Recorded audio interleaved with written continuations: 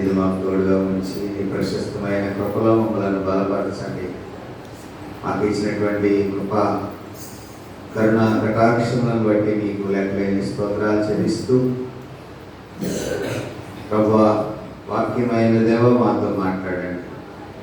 నా నోటి మాటలు మా అందరి హృదయ ధ్యానములు నీ దృష్టికి అంగీకార్యం ప్రసాదించి నీ మహిమలో మమ్మల్ని బలపరచుమని యేసు పరిశుద్ధ నామమున బట్టి ప్రార్థించి వేడుకొంచున్నాం తండ్రి. దయచేసి కూర్చోనండి.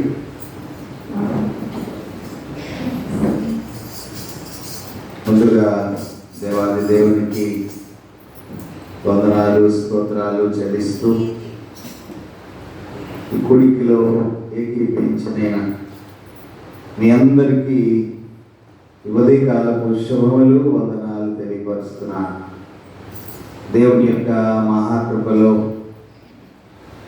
మరి ఫిబ్రవరి నెలలో ఈ 3వ ఆదివారమున దేవుడు మనకు ఇచ్చినటువంటి ఈ శ్రేష్టమైన సమయాన్ని బట్టి మనం అందరము దేవునికి వందనస్తులమై ఉన్నాం. మానవాళిని విమోచించు క్రీస్తు దేవుని ప్రేమ అందరినీ హత్తుకొనను. మానవాళిని విమోచించు క్రీస్తు దేవుని ప్రేమ అందరినీ హత్తుకొనను.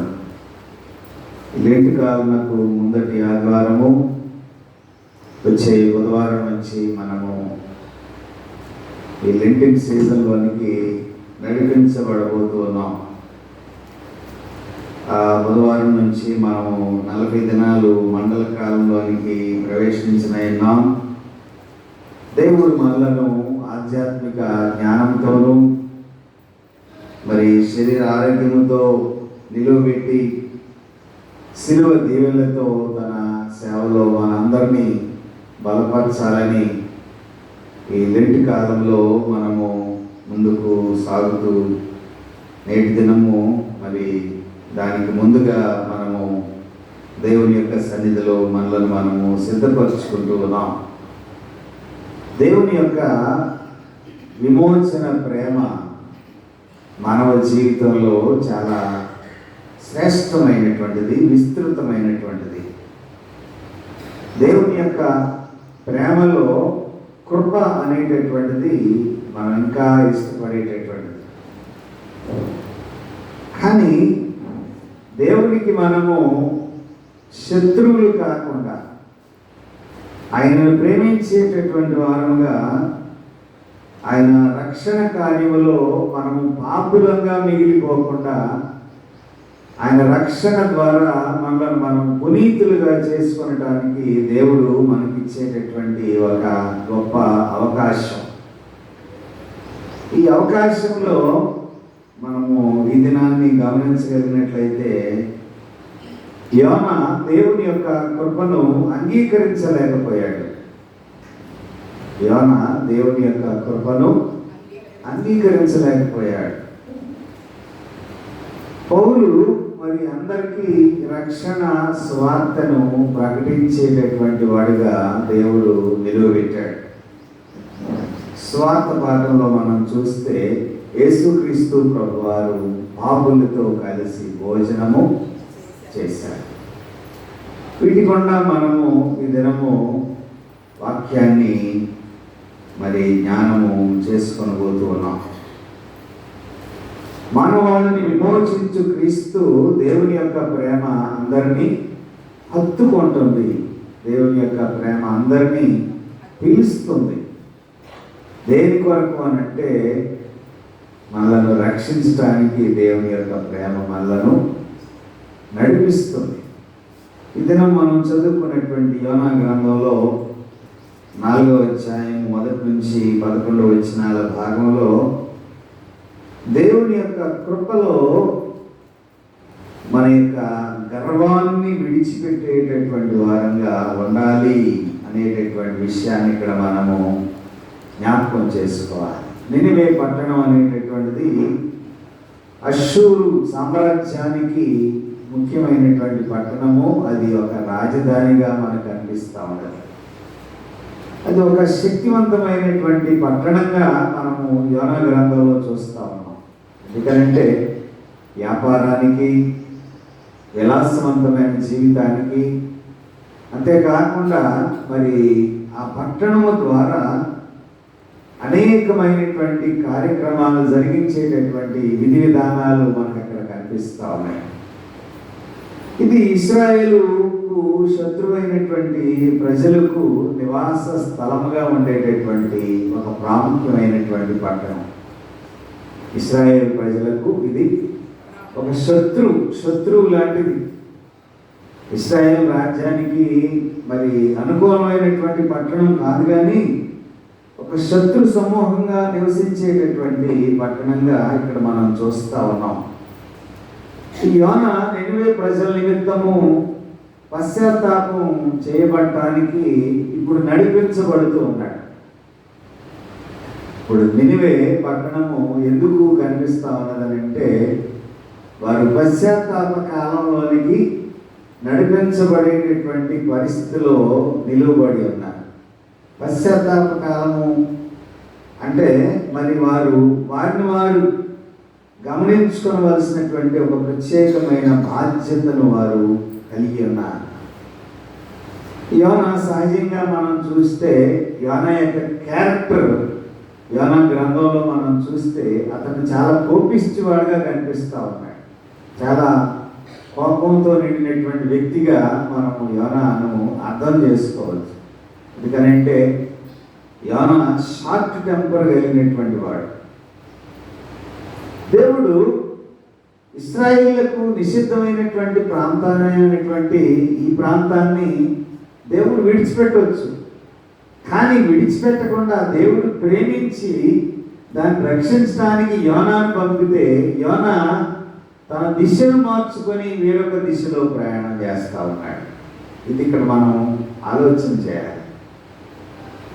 దేవుడికి విరుద్ధమైనటువంటి పట్టణము, దేవుని ప్రేమించే పట్టణం కాదది.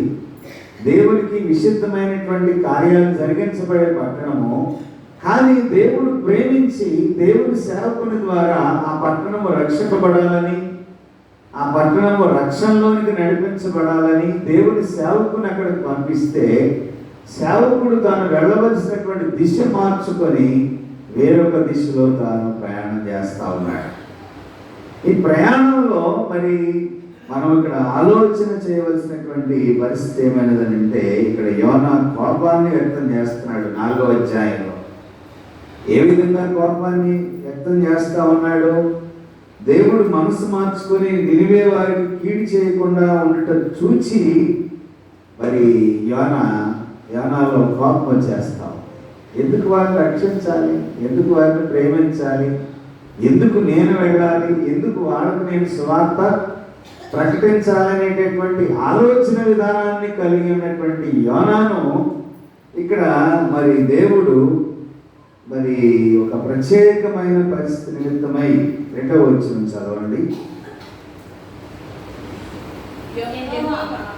నేను నా దేశమందుండగా జరుగునని నేను అనుకుంటుని కదా, అందువలననే నీకు కటాక్షమును, జాలియును, బహు శాంతమును, అత్యంత కృపయు గల దేవుడవై ఉండి పశ్చాత్తాపడి కీడు చేయక మానుమని నేను తెలుసుకొని దానికి ముందుగానే తర్షీషునకు పారిపోతుంది.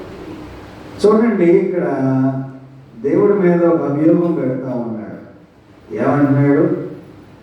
మరి నువ్వు కటాక్షం కలిగిన దేవుడవు, శాంతం కలిగిన దేవుడవు, జాలి కలిగిన దేవుడవు, అత్యంత కృపగల దేవుడు అయి ఉన్నావు. కాబట్టి నన్ను వెళ్ళి నినివే పట్టణం నాశనం అవుతుందని చెప్పమని చెప్పినా నేను ఎంతో ప్రయాసంతో ఇక్కడ ఏమని చెప్పంటున్నాడు? ఇక మీకు నాశనం తప్పదని ప్రకటిస్తే నీవేమో వారిని క్షమించవని కాపాడతావా?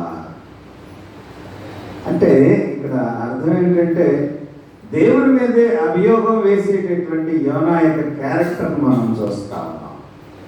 అంటే దేవుడు చెప్పమన్న రీతిగా చెప్పకుండా దేవుడి మీద అభియోగం వేసి దేవుడికి వ్యతిరేకమైన రీతిగా తన ఆలోచన విధానాన్ని ఉంచి 3వ వచనంలో ఏమంటాడనంటే, ఇక నేను బ్రతుకుట కంటే చచ్చుట మేలు అని మాట్లాడుతున్నాడు.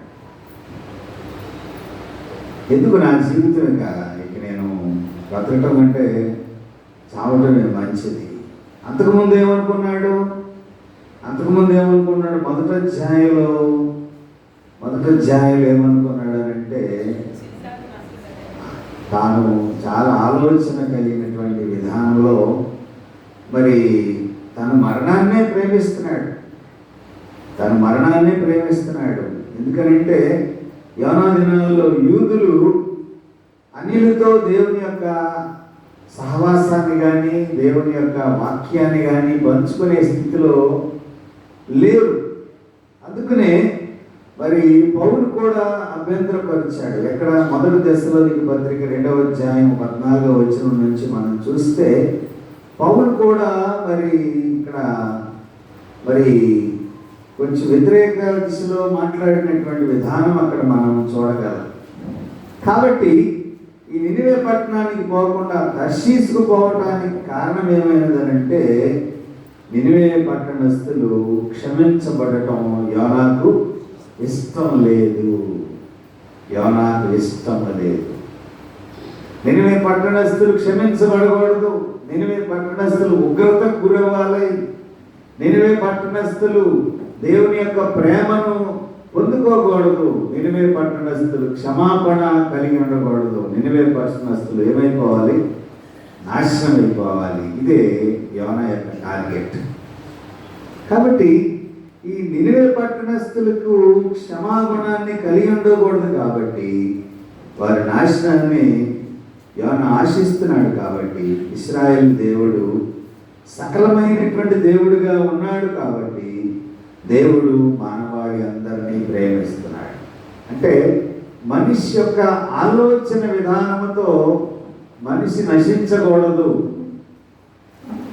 ప్రవక్త యొక్క ఆలోచన ఏమైనదనంటే నినివే పట్టణస్థులు ఏమైపోవాలి? నాశనం అయిపోవాలి, శాపానికి గురవ్వాలి. కానీ దేవుని ప్రేమ సమస్త మానవాళి యొక్క రక్షణలో ముఖ్య భూమికగా ఉండాలని దేవుని యొక్క ప్రణాళిక. మనము దేవుని యందు ఏ విధమైనటువంటి పరిస్థితులు కలిగి ఉన్నామో ఈ ఉదయకాల సమయంలో మనలను మనము పరిశీలన చేసుకోవలసినటువంటి వారమై ఉన్నాం. అందరూ నన్ను విడచినా నీవు నన్ను విడువనంటివే. అందరూ నన్ను విడచినా నీవు నన్ను విడువనంటివే. నా తల్లియో నీవే, నా తండ్రియో నీవే, నా తల్లి తండ్రి నీవే యేసయ్యా. నా తల్లియో నీవే, నా తండ్రియో నీవే, నా తల్లి తండ్రి నీవే యేసయ్యా. లోకము నన్ను విడచినా నీవు నన్ను విడువనంటివే. లోకము నన్ను విడచినా నీవు నన్ను విడువనంటివే. నా బంధువు నీవే, నా మిత్రుడ నీవే, నా బంధుమిత్రుడ నీవే యేసయ్యా. నా బంధువు నీవే, నా మిత్రుడ నీవే, నా బంధుమిత్రుడ నీవే యేసయ్యా. అందరూ నన్ను విడచినా నీవు నన్ను విడువనంటివే. దేవుని స్తోత్రం, హల్లెలూయా. కాబట్టి మరి లోకంలో యోనా యొక్క ఆలోచన విధానాన్ని ఇక్కడ మనం గమనిస్తే పట్టణం నాశనం అవుతుందని ప్రకటించడానికి బదులుగా పట్టణం నాశనాన్ని కోరుకునేటటువంటి ఆలోచన విధానాన్ని యోనా కలిగి ఉన్నాడు. అంటే దేవుని యొక్క ప్రేమ విస్తారమైనటువంటి రక్షణ కార్యాన్ని జరిగించడానికి ఇక్కడ ప్రవక్త అయినటువంటి యోనా ద్వారా దేవుడు మాట్లాడనయ్యాడు. 4వ వచనం నుంచి మనము 4వ అధ్యాయము యోనా గ్రంథాన్ని చూద్దాం. అందుకు యెహోవా, నీవు కోపించుట న్యాయమా ఆ. అని అడిగాను. ఆ. అప్పుడు యోనా ఆ ఆ. పట్టణంలో నుండి పోయి దాని తూర్పు తట్టున బస చేసి అచ్చట పందిరి ఒకటి వేసుకొని పట్టణంలో ఏమి సంభవించినో చూచెదనని ఆ నీడను కూర్చుని ఉండగా. చాలండి. ఇక్కడ యోనాకు దేవుడు ఒక బుద్ధి చెప్తున్నాడు. యోనాకు ఒక దేవుడు బుద్ధి చెప్తున్నాడు. అంతేకాకుండా దేవుడు యోనాకు ఒక 3 ప్రశ్నలు వేస్తున్నాడు. తను కష్టపడకుండా వేసినటువంటి ఒక సొర చెట్టు విషయమై దేవుడు మాట్లాడుతున్నాడు. అయితే ఇక్కడ ప్రశ్నల్లో మనం చూస్తే, నీవు కోపించుట న్యాయమా? ఈ సొర చెట్టును గురించి కోపించుట నీవు న్యాయమా అంటే, ఈ సొర చెట్టును దేనికి పోలికగా చేసి మాట్లాడుతున్నాడనంటే, నినివే పట్టణానికి సాదృశ్యంగా సొర చెట్టును గురించి మాట్లాడుతూ ఉన్నాడు. అంటే చాలా ఎంజాయ్ చేస్తున్నాడు. దేని గురించి? సొర చెట్టు మొలిచింది, ఎండ తాకిడి నుంచి సొర చెట్టు రక్షిస్తుంది. కానీ అంతలోనే దేవుడు దానికి ఏం చేశాడనంటే, ఒక పురుగును ఏర్పాటు చేసి దాన్ని తొలిచే విధంగా దేవుడు తన యొక్క ఏర్పాటును జరిగిస్తూ ఉన్నాడు. ఎప్పుడైతే పురుగు తొలవటం మొదలుపెట్టిందో, ఆ సొర చెట్టు ఏమైపోయిందండి? ఎండిపోవటం ప్రారంభించింది. కాబట్టి పాప జీవితంలో ఉన్నటువంటి నినివే పట్టణస్థులు, శాపకరమైన జీవితంలో ఉన్నటువంటి నినివే పట్టణస్థులు ఈ సొర చెట్టుకి కలిగినటువంటి పురుగు ద్వారా ఏ విధంగా ఆ సొర చెట్టు ఎండిపోతుందో, ఇప్పుడు నినివే పట్టణస్థులు కూడా ఆ విధంగా వారి యొక్క దుర్మార్గం చేత, వారి దుష్టత్వం చేత, వారి పాపం చేత వారు కూడా ఎండిపోయేటటువంటి దేన స్థితిలో ఉన్నటువంటి నినివే పట్టణస్థులను రక్షించవలసిన బాధ్యత యోనా మీద ఉన్నది. దేవుని యొక్క సేవకుడు అక్కడ ప్రకటన చేయవలసిన బాధ్యత యోనా మీద ఉన్నది. కాబట్టి ఇప్పుడు యోనా చేయవలసిన పని చేయకుండా తాను ఆగిపోయినందువలన దేవుడు ఇక్కడ ఈ సొర చెట్టు ద్వారా ఒక నీతిని యోనాకు నేర్పించడానికి ప్రయత్నం చేస్తా ఉన్నాడు. ప్రియమైన దేవుని బిడ్డలారా, మనం కూడా గమనించగలిగినట్లయితే, మనం కూడా కొన్నిసార్లు మన జీవితంలో దేవునికి వ్యతిరేకమైన దిశలో మనం ప్రయాణం చేస్తున్నప్పుడు దేవుడు కూడా కొన్ని సూచనల ద్వారా దేవుడు మనతో మాట్లాడతాడు. కొన్ని సూచనల ద్వారా దేవుడు ఇక్కడ మరి యోనాకు నేర్పించిన నీతిని మనకు కూడా దేవుడు నేర్పించడానికి ప్రయత్నం చేస్తూ ఉంటాడు. కానీ మనం ఏం చేస్తామంటే, మనం దాన్ని గమనించుకోకుండా మన మార్గంలోనే మనము నడవడానికి అనేక సార్లు ప్రయత్నం చేస్తూ ఉంటాం. అంతేకాకుండా ఇక్కడ యజమానుడు దాసుడిని ప్రశ్నించినట్లు కాకుండా, తండ్రి కుమారుడిని బ్రతిమలాడుతున్నట్టుగా కాకుండా దేవుడు యోనాను ప్రశ్నిస్తూ ఉన్నాడు. అంతేకాకుండా ఇందులో మరి దేవుని యొక్క ప్రేమ వెల్లడి చేస్తున్నటువంటి విధానమును తెలియపరుస్తుంటే, యోనా ఏం చేస్తున్నాడంటే దేవుని మీద తన కోపాన్ని తెలియపరుస్తూ ఉన్నాడు. ఒకసారి మనం కూడా దేవుడి మీద కోపపడతా ఉంటాం. ఏంటి ప్రభువా, ఏంటి నాకు ఈ పరీక్ష, ఏంటి నాకు ఈ శ్రమ, ఏంటి నాకు ఇబ్బంది, ఏంటి నాకు ఈ ఆపద, ఎందుకు పెట్టావు ప్రభువా, నన్ను ఎందుకు ఇలా పరీక్షిస్తున్నామని చెప్పేసి దేవుని మీద మనం కూడా అప్పుడప్పుడు అభండాలు వేస్తూ ఉంటాం, అప్పుడప్పుడు ప్రశ్నిస్తూ ఉంటాం. దేవుడే పెట్టాలా నాకు ఈ పరీక్ష? చాలాసార్లు మన జీవితంలో వస్తూ ఉంటాం. మన విశ్వాస జీవితంలో కూడా అనేక సార్లు మనం దేవుని ప్రశ్నించే వారంగా ఉంటాం. ఏంటి ప్రభువా, ఈ శ్రమ ఏంటి, ఈ కష్టం ఏంటి, ఇబ్బంది ఏంటి, ఈ ఆపద ఏంటి? మనల్ని మనం రివీల్ చేసుకోకుండా దేవుని ప్రశ్నించే వారంగా ఉంటాం. మనం కొన్నిసార్లు ఏం చేయాలంటే, పెద్ద పెద్ద సంస్థలు ఏం చేస్తామంటే అంటే రిట్రీట్ అనేటటువంటి ప్రోగ్రాంలు పెడతారు. రిట్రీట్, దీంట్లో 2 పదాలు ఉన్నాయి. రిట్రీట్ అంటే అక్కడ నిలవబడి, మనం ప్రయాణమే వెళుతున్నప్పుడు అక్కడ నిలవబడి వెనక్కి తిరిగి ఒకసారి మనం ఏ రకమైన అవరోధాలు చేసామో మనం పరీక్షించుకునేటటువంటిది రిట్రీట్. ఆ రిట్రీట్లో పునరాలోచన చేయాలి. కంపెనీలు ఏం చేస్తాయంటే, మన యొక్క లాభాలు పెరగటం లేదు, మన యొక్క ప్రొడక్షన్లో లాభాలు మనం పొందుకోలేకపోతున్నాం, ఎక్కడ అవరోధం ఉందో దాన్ని పరిశీలన చేయాలని ఆ యజమానులు ఆ రిట్రీట్ ద్వారా వాళ్ళు ఏం చేస్తారనంటే ఆ 2-3 క్లాసులు లేకపోతే 2-3 రోజులు ఒక ఎక్సర్సైజ్ చేస్తారు.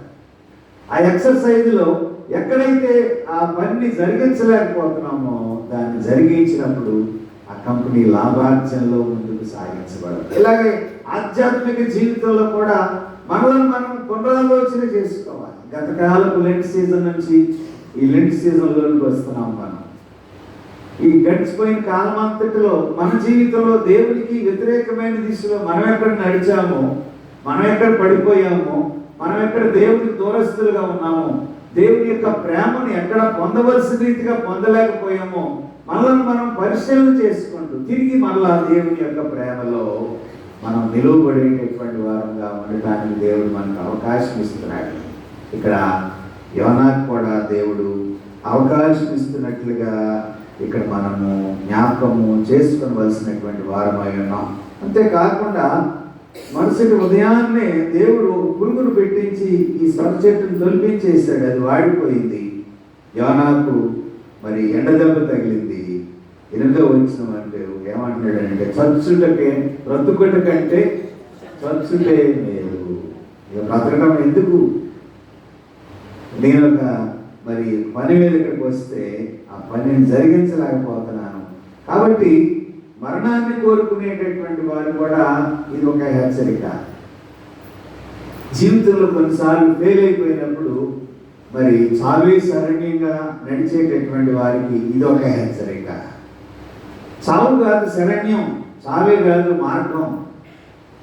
చచ్చి ఏం సాధిస్తాం అంటుంది లోకం. మనం చచ్చి ఏం సాధిస్తాం? కొంతమంది ఈ వ్యాపారాల్లో ఫెయిల్ అయిపోయినప్పుడు, కొంతమంది జీవితంలో ఫెయిల్ అయిపోయినప్పుడు, కొంతమంది బిడ్డలను పుట్టించిన తర్వాత బిడ్డలతో చక్కగా జీవించవలసినటువంటి కుటుంబ జీవిత విధానంలో ఫెయిల్ అయిపోయినప్పుడు వాళ్ళు ఏం చేస్తారంటే బిడ్డల్ని చంపేస్తారు, వాళ్ళు కూడా చచ్చిపోతారు. కానీ పరిష్కారం చావు కాదు.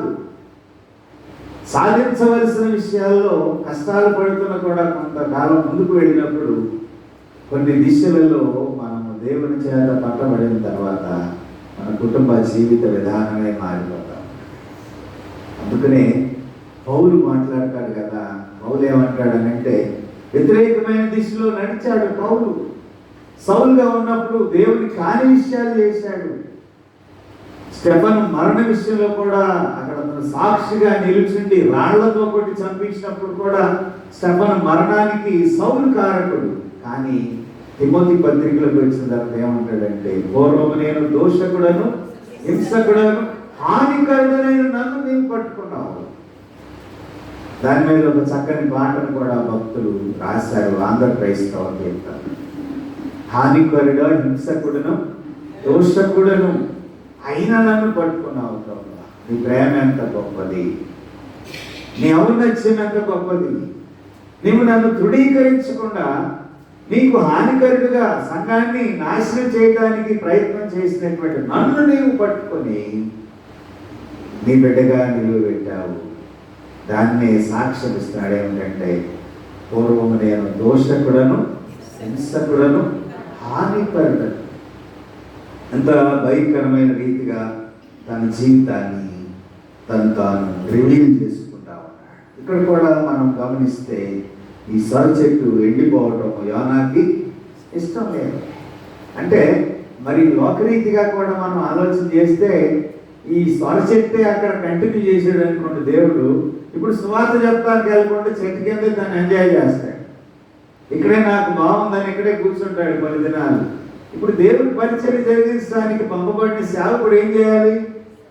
ఎక్కడ ఐడియల్గా ఉండకూడదు, సోమరిగా ఉండకూడదు, తాను గురి యొద్దకే పరిగెత్తే దిశలో నడవాలి. మన ఆధ్యాత్మిక జీవితంలో కూడా మనకు కూడా ఒక గోల్ ఉంది.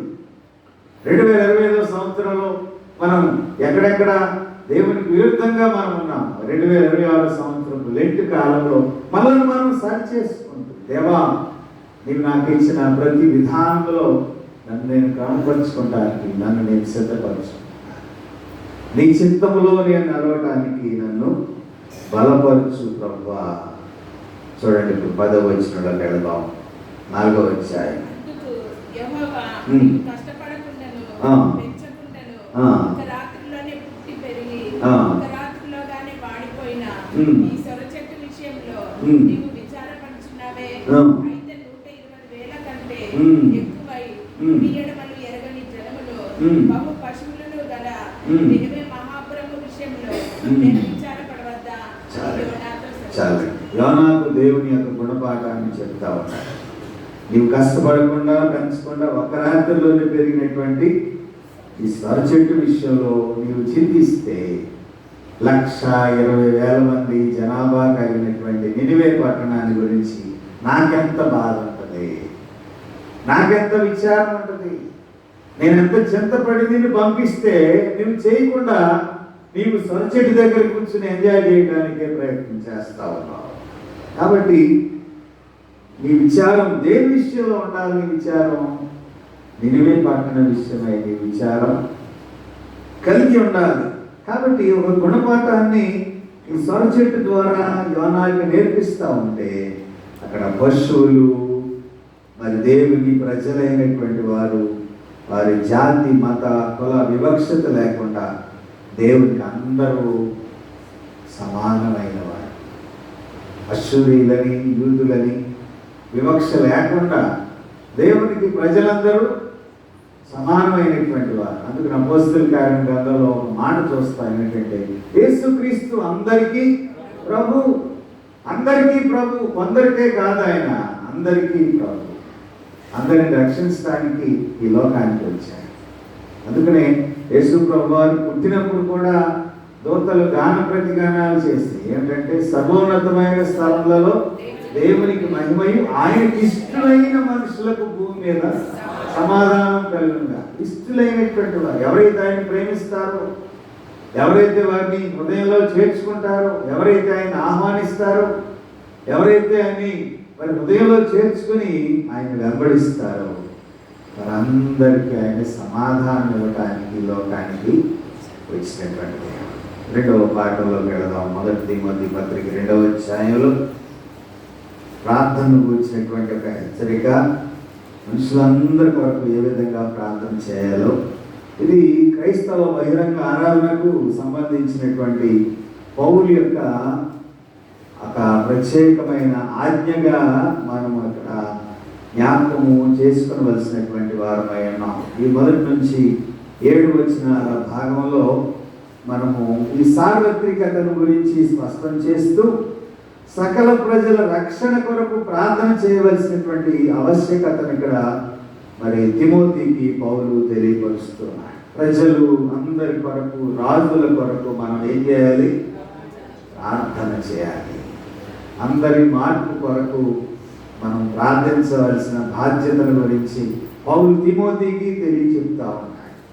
మనుషులందరూ రక్షణ పొందాలి, అందరు విమోచన క్రయధనముగా మరి దేవుని కొరకు నడిపించబడాలి. అది అన్ని జనులకు బోధకుడుగా మరి తాను తెలియపరుస్తున్నటువంటి విధానాన్ని ఇక్కడ మనం చూస్తా ఉన్నాం. దేవుడు రక్షకుడు, ఆయన సకల ప్రజలను రక్షించాలని ఆశపడతా ఉన్నాడు.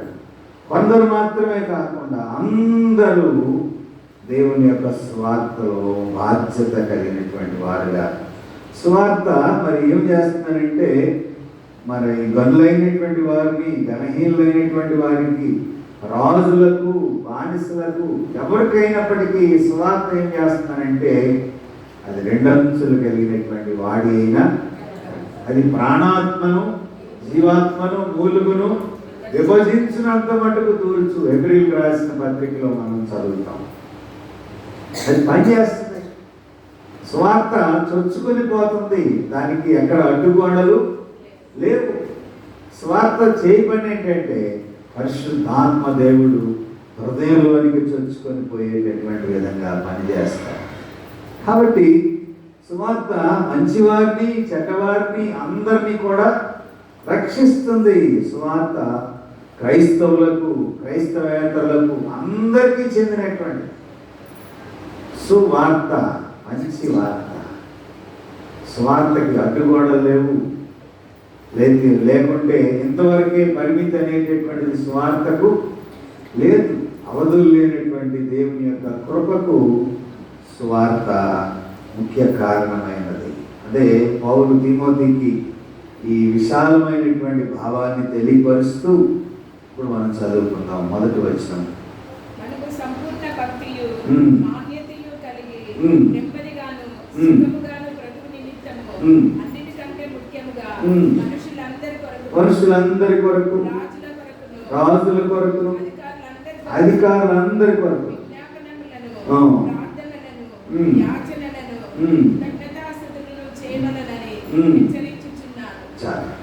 అందుకనే మన చర్చ సౌత్ ఇండియా వారు కూడా మొట్టమొదటి ప్రార్థనా క్రమాన్ని 18 సంవత్సరాలు పెద్ద పెద్ద బిషప్లందరూ కూర్చొని దాన్ని పొందుపరిచారు. అందుకనే మన విజ్ఞాపన ప్రార్థన చేసేటప్పుడు మరి రాష్ట్రపతి దగ్గర నుంచి మనల్ని పరిపాలన చేసేటటువంటి మరి సీఎం వరకు మనం అందరి కొరకు విజ్ఞాపన ప్రార్థనలు చేస్తాం. దీంట్లో పార్టీలు లేవు. అది ఎవరైనప్పటికీ దేవుడు ఇచ్చిన అధికారాన్ని బట్టి వారిని మనం ఏం చేయాలంటే వారి కొరకు మనము ప్రార్థన చేయాలి. అధికారుల కొరకు ప్రార్థన చేయాలి, పరిపాలకుల కొరకు ప్రార్థన చేయాలి. మన మీద అధికారులుగా ఉన్నటువంటి వారు చిన్నవారైనా పెద్దవారైనా ఎవరైనప్పటికీ దేవుడు వారికి ఇచ్చిన అధికారాన్ని బట్టి ఒకవేళ వాళ్ళు మిస్యూజ్ చేస్తే వాళ్ళు దేవుడికి లెక్క అప్పగించవలసినటువంటి వారు. కాబట్టి మనం చేయవలసిన బాధ్యత ఏమిటంటే వారి కొరకు మనము ప్రార్థన చేయాలి. రాజుల కొరకు ప్రార్థన చేయాలి, మన దేశ అధికారుల కొరకు ప్రార్థన చేయాలి, ప్రపంచాన్ని పాలించేటటువంటి వారి కొరకు ప్రార్థన చేయాలి.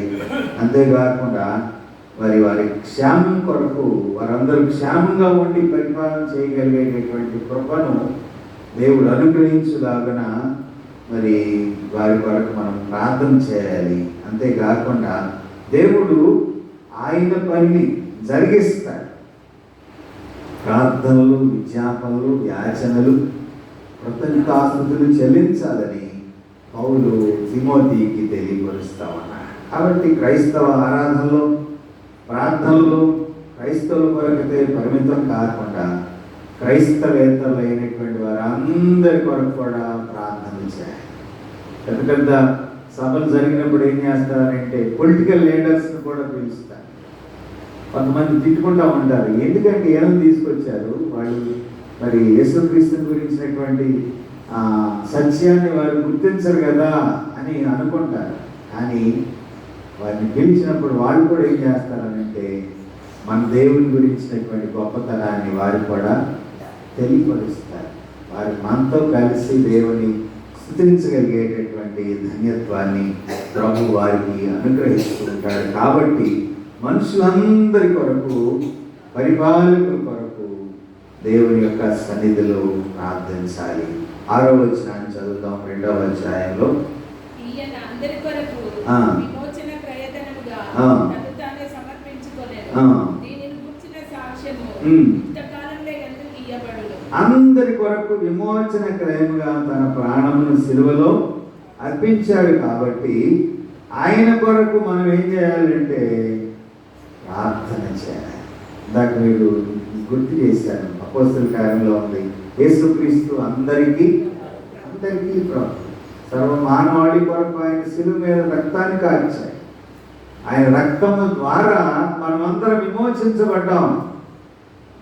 క్రైస్తవులకు దేవుడు ఇచ్చినటువంటి ధన్యత, దేవుని యొక్క కృప ద్వారా రక్షింపబడటానికి దేవుడు ఇచ్చినటువంటి గొప్ప ఆధిక్యత. అందుకనే కొందరిని స్వార్థ ప్రకటించడానికి, కొందరిని అపోస్తులుగాను, కొందరినేమో సార్వత్రిక సంఘంలో ఆయన పరిచర్యలో జరిగించడానికి ప్రత్యేకమైన స్థితిలో దేవుడు మనకి ఇచ్చిన ధన్యత్వాన్ని బట్టి మనము దేవునికి వందనస్తులమై ఉన్నాం. మరి మనము సువార్త పాఠంలోకి వెళితే, సువార్త పాఠంలో మనము జ్ఞాపకం చేసుకునేటటువంటి ఒక ప్రత్యేకమైన పరిస్థితి ఏమైందంటే, మార్కు సువార్త 2వ అధ్యాయము 13 నుంచి 17 వరకు చదవబడినటువంటి సువార్త పాఠంలో ఇక్కడ ఒక ప్రత్యేకమైన పరిస్థితిని మనం చూడగలుగుతున్నాం. ఇక్కడ శిష్యుడైనటువంటి మత్తయిని దేవుడు పిలవటాన్ని గురించి 3 సువార్తికులు కూడా రాశారు. ప్రజలందరి చేత ద్వేషించబడినటువంటి సుంకరి అయినటువంటి మత్తయిని పిలవటము ఇక్కడ ఒక ప్రత్యేకమైన పరిస్థితిగా మరి ఇక్కడ జ్ఞాపకం చేయబడతాం. ఆయన ఇంట భోజనం చేయటం అనేటటువంటిది ఇక్కడ వివాదాస్పదంగా కనిపిస్తా ఉన్నది. అంటే ప్రభు సమాజ మందిరంలోనే కాకుండా బహిరంగంగా సముద్ర తీరం గుండా సరస్సు దగ్గర మరి ఆయన బోధ చేస్తున్నప్పుడు ఇక్కడ ఈ సరస్సు అనేటటువంటిది ఆఫ్రికా, ఐరోపా పట్టణాలకి ఒక రవాణా మార్గంగా కనిపిస్తా ఉంది. ఇది గల్లయ్య తీర ప్రాంతం గుండా నడవలసినటువంటి ఒక గొప్ప ప్రాంతంగా కూడా తెలియపరచడం అనేటటువంటిది గమనార్హం. సుంకపు గుత్తదారుడైనటువంటి మత్తయి ఇక్కడ ప్రజల చేత ద్వేషింపబడిన వాడుగా ఇక్కడ మనం ఈ అధ్యాయంలో గుర్తించాలి. ప్రజల చేత ద్వేషింపబడినటువంటి మత్తయి అప్పటికి ఇంకా ప్రభువును గూర్చి విని ఆయన బోధలను వినటం ద్వారా తన హృదయంలో ఒక పరివర్తన కలిగినటువంటి పరిస్థితి కలిగి ఉన్నాడనే విషయాన్ని ఇక్కడ మనం జ్ఞాపకం చేసుకోవాలి. కాబట్టి ప్రభు యొక్క బోధకు ఇతను ఆకర్షితుడైనటువంటి వాడుగా మత్తయిని గురించి ఇక్కడ మనము జ్ఞాపకం చేసుకునవచ్చు. అతడు సుంకరిగా ఉండి యేసు ప్రభు వారి శిష్యుడిగా పిలువబడటానికి ఒక అర్హత కొరకు ఆతృత పడుతున్నటువంటి వ్యక్తిగా ఈ అధ్యాయంలో మనం చూస్తా ఉన్నాం. అందుకనే మత్తయి యొక్క హృదయాన్ని గుర్తెరిగి యేసు ప్రభు వారు ఇక్కడ మాట్లాడుతున్నటువంటి మాటలను ఈ అధ్యాయంలో మరి ఒక ప్రత్యేకమైన పరిస్థితిగా అతనికి ఉన్నటువంటి ఉద్యోగాన్ని విడిచిపెట్టి ప్రభు శిష్యుడిగా ఉండటానికి తాను పిలువబడినటువంటి దాన్ని ఇక్కడ జ్ఞాపకం ఉంచుకోవాలి. అంతేకాకుండా తాను తీసుకున్న నిర్ణయాన్ని బట్టి తన చేతులను శుభ్రపరుచుకుంటున్నాడు. తనకున్నటువంటి ధనార్జన విడిచిపెట్టి సేవ కొరకు తాను దేవుని వెంబడించడానికి మరి ఇష్టపడుతూ ఉన్నాడు. కాబట్టి ఈ సుంకపు వల్లను విడిచి తన కళాన్ని విడిచిపెట్టి తనకున్న దానంతటినీ విడిచిపెట్టి మరి యేసు ప్రభువుని వెంబడించడానికి ఇష్టపడ్డారు. కాబట్టి మరి ఇక్కడ పాపులతో కూడి భోజనం చేస్తున్నాడని శాస్త్రులు ప్రశ్నిస్తున్నప్పుడు అతనిలో ఉన్నటువంటి ఒక ఆవేదనను వ్యక్తం చేస్తున్నట్లుగా ఇక్కడ మనం చూస్తూ ఉన్నాం. గమనించగలిగినట్లయితే మత్తయి సువార్త 9వ అధ్యాయం 9 నుంచి కొన్ని వచనాలు మనం చూడగలిగినట్లయితే మత్తయి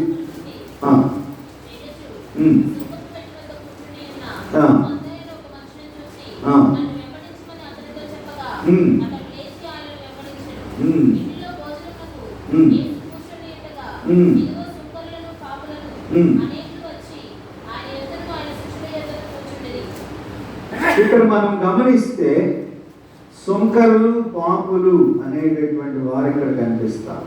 యోధా మత బోధకులు, నిష్టగలిగినటువంటి పరిసయ్యులు, శాస్త్రులు కలిసి భోజనం చేయటం అంటరాంతరంగా భావించేటటువంటి దినాలవి. అంటే వారు సుప్రీం హోదాలో ఉన్నటువంటి వ్యక్తులుగా వారిని వారు హెచ్చించుకుంటూ క్రింద ఉన్నటువంటి వారిని అసహ్యంగా భావిస్తూ ఒక అంటరాంతరంగా భావించేటటువంటి మతాచారాలు కలిగినటువంటి వారు ఈ పరిసయ్యులు. ఈ పరిసయ్యులు ఎటువంటి వారు అంటే వారే గొప్పవారు, వారే నీతిమంతులు, వారికి మించిన వారికి ఎవరో ఉండకూడదు అనేటటువంటి ఆలోచన కలిగినటువంటి విధానమును ఇక్కడ మనము వారి మాటల్లో చూస్తాం. అందుకనే మరి ఇక్కడ పాపులను పిలవచ్చానని దృఢపరుస్తూ రోగం గలవానికే కానీ ఆరోగ్యం గలవానికి వైద్యుడు అక్కడ. ఇప్పుడు వారికి ఒక రోగం వచ్చింది. ఏ రోగం అని అంటే అదే మాయ రోగం.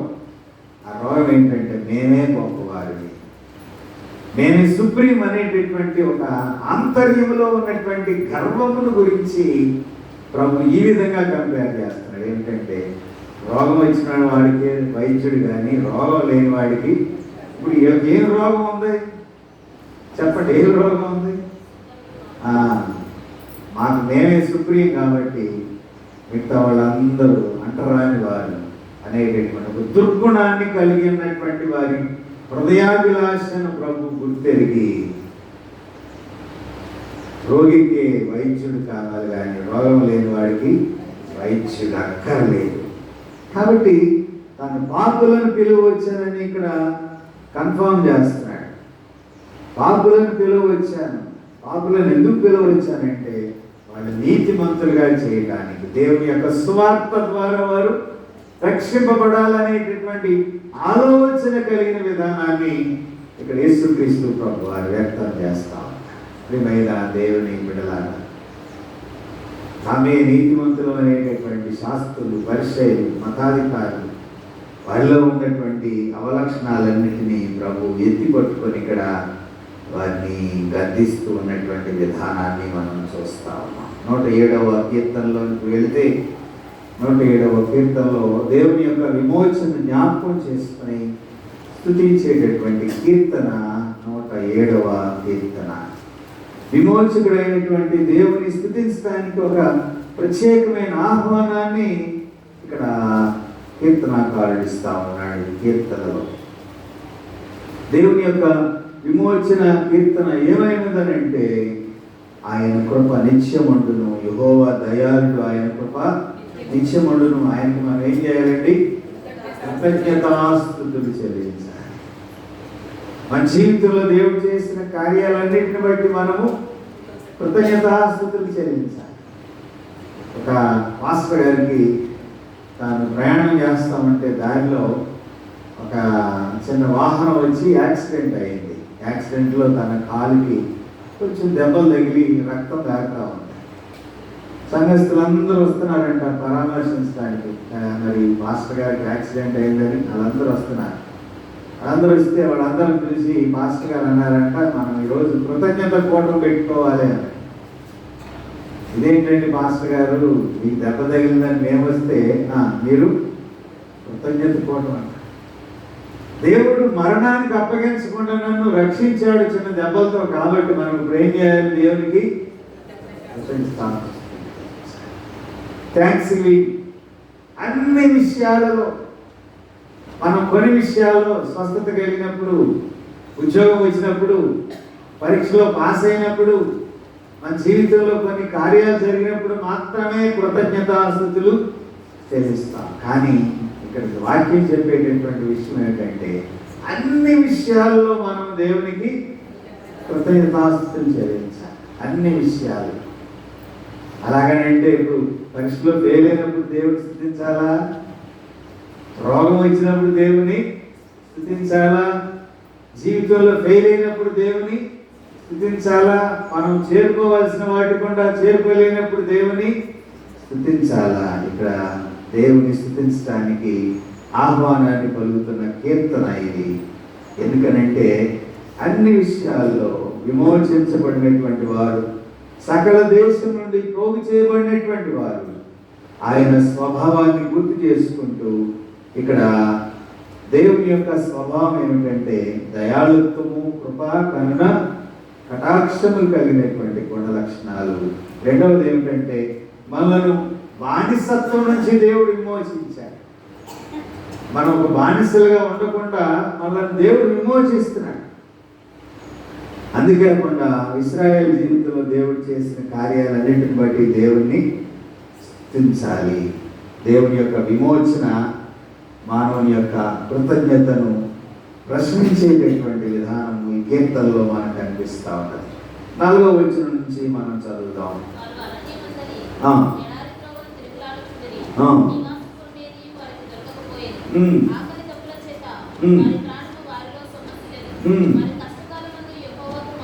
వారు కష్టకాలమందు యెహోవాకు మొరపెట్టిరి. అరణ్యంలో ప్రయాణించేటప్పుడు ఇశ్రాయేలు గురించి రాయబడిన మాటలు ఇక్కడ చూస్తాం. ఐగుప్తు బానిసత్వం నుంచి విడిపించబడి కానాను దేశానికి ప్రయాణించినటువంటి ఈ 40 సంవత్సరాల్లో వారికి స్థిర నివాసం లేకపోయినప్పటికీ, వారి సంచార జీవులుగా ఉన్నప్పటికీ, ఆహారం నీరు లేక బాధపడుతున్నటువంటి ప్రజలను దేవుడు ఆయన కృప ద్వారా రక్షించాడు. సమయానుకూలంగా దేవుడు వారికి ఆహారాన్ని ఇచ్చాడు, నీటిని ఇచ్చాడు, వారిని రక్షించి కాచి కాపాడాడు. కాబట్టి దేవునికి కృతజ్ఞతాస్తుతులు చెల్లించాలి. 10వ వచనం నుంచి మనం చూస్తే చెరసాల నుండి దేవుడు విమోచించాడు. ఇశ్రాయేలు దేవుని యొక్క ఆజ్ఞలకు అవిధేయులుగా ఉన్నప్పుడు, వారు చెరసాల్లో బంధించబడినప్పుడు, అన్ని రాజుల పాలనలో వారు హింసలు పొందినప్పుడు, కష్టకాలమందు దేవునికి వారు మొరపెట్టగా కృపగల దేవుడు వారి ప్రార్థనలు అంగీకరించి వారి బంధకాలన్నిటి నుంచి దేవుడు వారికి విడుదల ఇచ్చినటువంటి దేవుడుగా మనం చూస్తాం. 17వ వచనం చూస్తే అనారోగ్యం నుంచి విడుదల, తర్వాత చివరిలో మనం చూస్తే తుఫాను నుండి దేవుడు వారిని విడుదల చేశాడు, రక్షించాడు. సముద్రం మీద ప్రయాణం చేస్తున్నప్పుడు తుఫానులను దేవుడు అణిచివేశాడు. ఇశ్రాయేలు చెడుతనాన్ని బట్టి కొన్నిసార్లు వారు అవిధేయులుగా జీవిస్తున్నప్పటికీ వారిని దేవుడు క్షమించి వారి కష్టకాలంలో దేవుడు వారికి మొరపెట్టగా దేవుడు వారి మొరలను ఆలకించి వారిని విమోచించినటువంటి దేవుడిగా వారిని మనం ఇక్కడ చూడగలుగుతున్నాం. ప్రియమైన దేవుని బిడ్డలారా, ఈ ఉదయకాల సమయంలో మానవాళిని విమోచించేటటువంటి క్రీస్తు దైవిక ప్రేమలో అందరినీ హత్తుకునేటటువంటి విధానాలు మనం ఈ దినాన్ని 4 పాఠ్య భాగాల గుండా మరి మనము జ్ఞాపకం చేసుకోవలసినటువంటి వారమై ఉన్నాం. ఈ సమయంలో ఈ లెంట్ కాలానికి ముందుగా మనల్ని మనం పరిశీలన చేసుకుంటూ దేవుడు ఇచ్చినటువంటి సదవకాశాన్ని సద్వినియోగపరుచుకుంటూ మనము ఆయన కృపలో వర్ధిల్లించేటటువంటి దేవుని యొక్క ధన్యత పరిశుద్ధాత్మ దేవుడు మనందరికి అనుగ్రహించి నడిపించి కాచి కాపాడునుగాక. ప్రార్థన చేసుకుందాం. చిన్న ప్రార్థన ఎవరైనా ప్రేరేపణ కలిగిన వారు అయితే ప్రార్థించవలసిందిగా నేను ప్రేమతో మనం చేస్తాను.